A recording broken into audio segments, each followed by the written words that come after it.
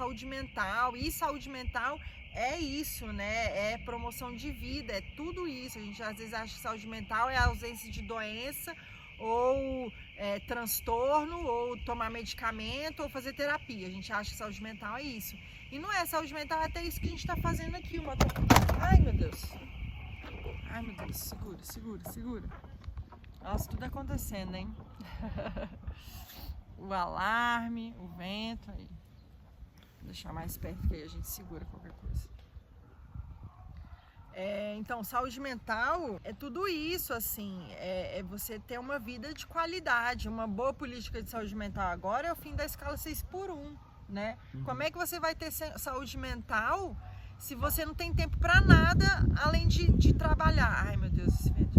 Se você não tem tempo para nada além de trabalhar, sabe? Então, o fim da escala 6x1 é uma política de saúde mental. Então as pessoas têm que se abrir mais para esses conceitos. Em relação a anarquismo, anarquia e tudo mais, eu tenho aprendido muito com um amigo meu, que é anarquista já há muito tempo, que a anarquia, na verdade, é o autogoverno, né? É as pessoas também se autogovernarem, assim. É uma cooperação mútua de pessoas para o bem-estar comum. Isso é que é anarquia. A anarquia não é você sair destruindo prédio público, não é um 8 de janeiro da esquerda, não. Sabe? Não é isso. É justamente isso, a livre cooperação, a mútua cooperação. Então, nesse sentido, até esse conceito de anarquia muito me atrai. Só que é aquilo, né? Não é viável no atual momento. Infelizmente, a gente precisa ainda de uma transição, talvez, para essa anarquia, para esse ideal de anarquia, com governantes políticos que sejam conscientes desse bem comum, que direcionem bem o financiamento público para pessoas que realmente precisam, que façam bons discursos inclusivos, inclusive também da população LGBTQIAPN+, que façam inclusão das pessoas neurodivergentes, sejam anticapacitistas. Então, isso aí, bem ou mal, na minha visão, já é uma transição boa para o que a gente chama, para o conceito correto de anarquia, né? Que é essa mútua cooperação. Então, é bem dentro disso. Vê como é bem diferente o que a Sami colocou. É bem diferente. É porque Samantha tem uma coisa, principalmente o pessoal da minha geração. Tem o ritmo, né? Tem o ritmo e tem uma coisa da nostalgia. Quem é da época vai saber, né? Quem é da época vai saber. E aí, assim, ela colocou com muita propriedade as coisas que são desse conceito. E é isso que a gente está querendo fazer aqui, é conversar, esmiuçar, digerir algumas coisas ou não, tratar de temas que impactam a nossa vida, porque o que acontece? Aqui são duas gerações que se encontram.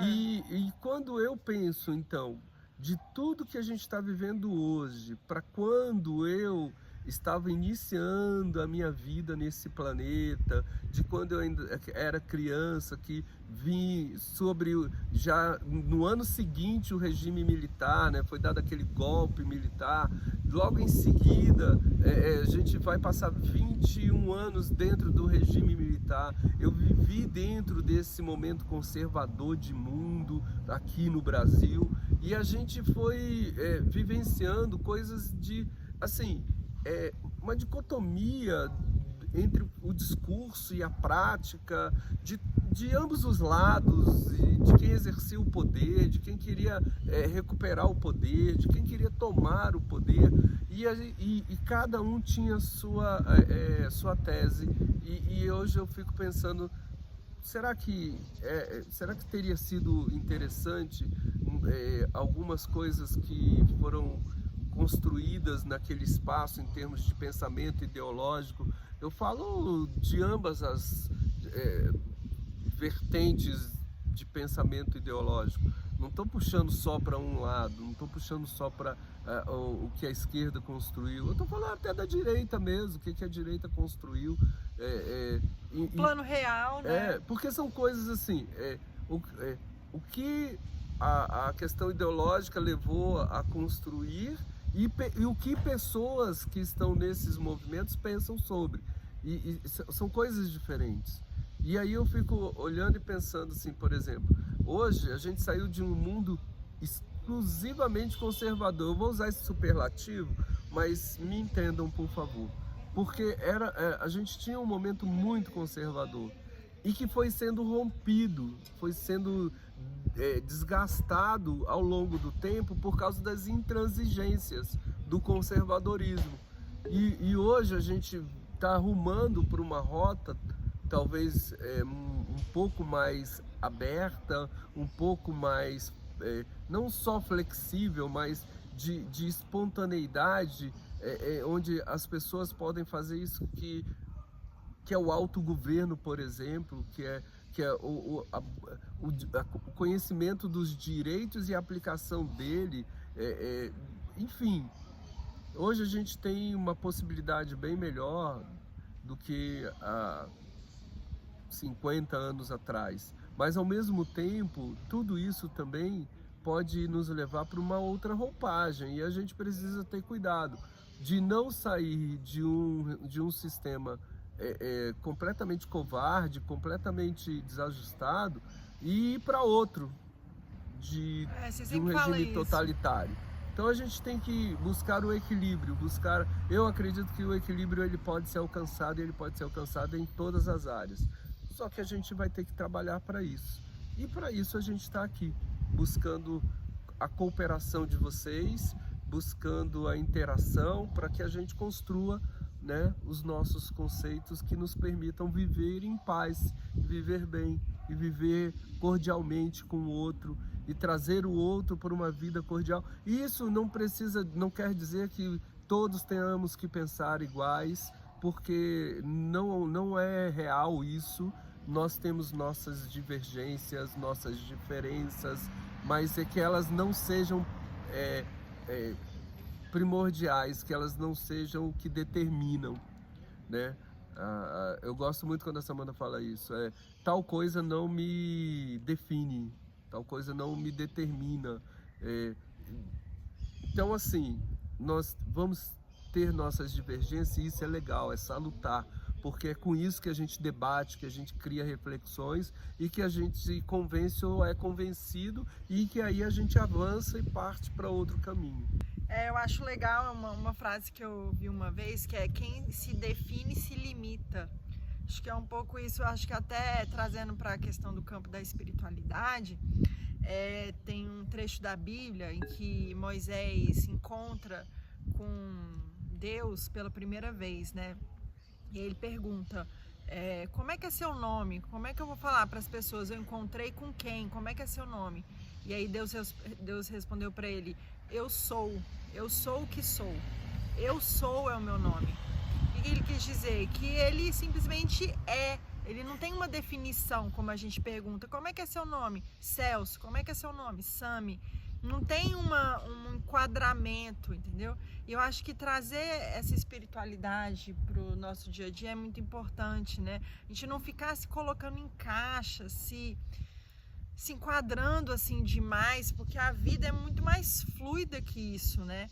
E eu aprendo isso com esse relato bíblico, porque eu acho que o relato bíblico primeiramente é um registro histórico. Eu não tenho a Bíblia como sagrada, aquela coisa estática como os fundamentalistas têm, mas eu tenho a Bíblia como um livro de arquétipos, aí já trazendo para a linguagem do psicanalista, que o Celso também é psicanalista.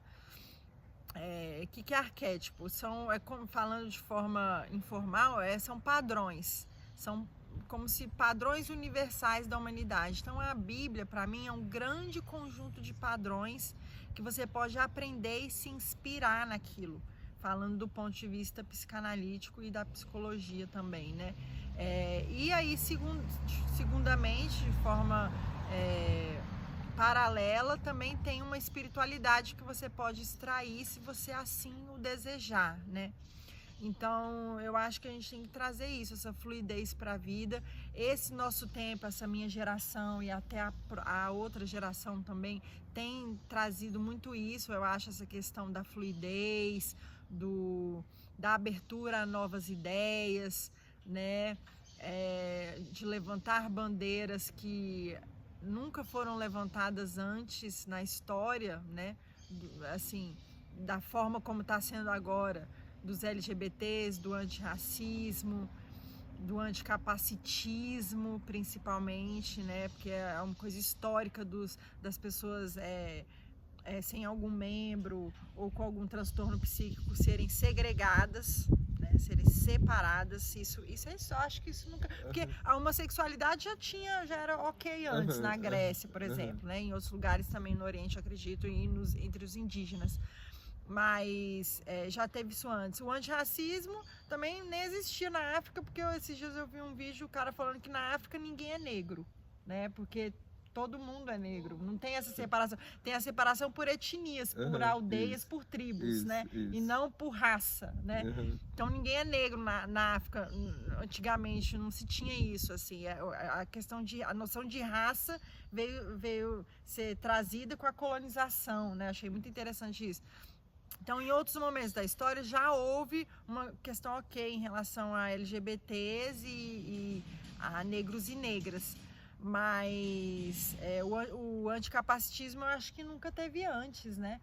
E é muito histórico essa coisa de se excluir uma pessoa que não tem um membro ou que tem algum problema psíquico, né? Então, eu acho que a gente está inovando historicamente na atualidade nessas questões de ver o problema psíquico com carinho, com empatia, né, de ter um tratamento humanizado, apesar de que ainda hoje existe sim essa coisa medieval que veio sendo trazida também de exclusão, mas assim, de uma forma geral, eu acho que o nosso tempo histórico tem inovado muito, tem sido muito bom, muito pioneiro assim nessas questões. Bom, acho que tá bem completo, né? Nosso papo aqui. Vamos ficar por aqui hoje. Que vocês fiquem à vontade para interagir ou então para se incluir nesses papos, encontrar com a gente para conversar, tá bom? E é isso. Boa semana para nós, boas reflexões para nós, que a gente possa levar isso para a vida, não ficar só uma coisa de sofá, como a gente falou no início, de YouTube. Mas interiorizar isso, né? Só lembrando aqui que é isso, a gente jogou aqui muita coisa para esse primeiro bate-papo, para dizer como a gente gostaria de fazer, que é interagir com vocês e não vir dar aula, não vir trazer um conceito fechado, uma ideia pré-determinada para que as pessoas sigam ou não e vire um tema sem fim de discussões inúteis. Não é isso, pelo contrário, a gente quer construir. E aí a gente vai usar aí o conhecimento que em todas as áreas é possível, né, para interação. A Samantha falou aqui da psicanálise, tem você aí que pode ser da área do direito, tem quem possa ser da área da arquitetura, das áreas humanas, das exatas, enfim, vamos construir junto. A gente tem encontrado muito para falar sobre o universo, sobre as estrelas, sobre como Deus é tão lindo, tão maravilhoso, tão maior do que a nossa compreensão humana, que as religiões põem Deus numa caixinha, né? Numa caixinha, numa casa, num templo. E como é que pode alguém que cria estrelas e está sempre criando e recriando, estar contido dentro de um templo, de uma casa, de uma sala? E a espiritualidade é muito mais ampla do que a religião, né? As pessoas confundem religião com espiritualidade e, na verdade, a religião, eu aprendi isso com o Henrique Vieira, a religião é a espiritualidade organizada, digamos assim, em algum segmento, né? E a espiritualidade não, é mais livre e ampla. A gente vai tocar nesses temas também, porque é do nosso dia a dia, né? Lembrando que isso precisa ficar já acordado entre nós. Espiritualidade é algo, religião é outra coisa, e a gente pode falar sobre isso também, né? E a gente pode trazer até outras coisas culturais que podem ajudar a enriquecer nossa conversa. Eu, por exemplo, gosto muito de ilustrar com os filmes da Marvel, por exemplo. A gente tem muita coisa ali que não é só distração, entretenimento, não é só viagem. Não, tem muita coisa legal ali que a gente pode trazer para o dia a dia. Até porque, se vocês prestarem atenção, até porque os autores são pessoas de países que têm essa, vamos dizer assim, cultura protestante, por exemplo, e eles tratam muito as criações dentro disso. Por exemplo, os filmes apocalípticos são isso. As pessoas trazem as apocalipses Traz esses conceitos bíblicos do apocalipse. isso. E tem outras coisas também, aquela questão do escolhido. Quantos filmes tratam do tema do escolhido, alguém que veio salvar toda a humanidade num determinado momento. E tem toda essa coisa da dualidade, do bem e do mal, esse maniqueísmo que a gente não consegue fugir dele, né? Essa coisa... Você adora falar sobre isso, né? Essa coisa, porque, cara, essa coisa do eu é contra você o tempo todo, entendeu? Quem é do meu lado, quem é do contra, cara, a gente precisa evoluir, nós precisamos evoluir, né?